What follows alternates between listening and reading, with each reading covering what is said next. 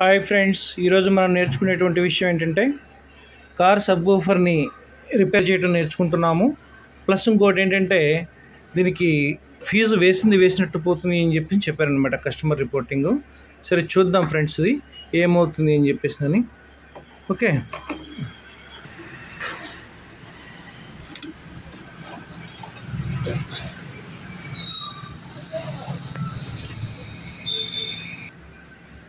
So మనకి దీనిలో వచ్చేసి ఈ మెయిన్ డ్రైవ్లు ఏవైతే ఉన్నాయో ఈ రెండు ఫెట్లు, తర్వాత పోతే ఈ ఫీ డ్రైవ్లు ఇవి రెండు పోయినాయి అనమాట.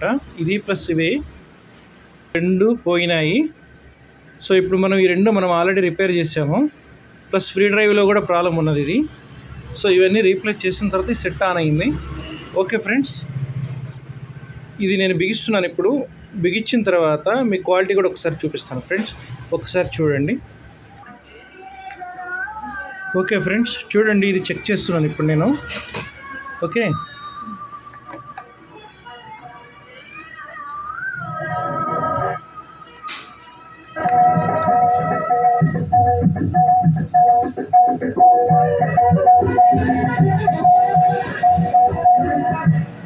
చూడండి ఫ్రెండ్స్.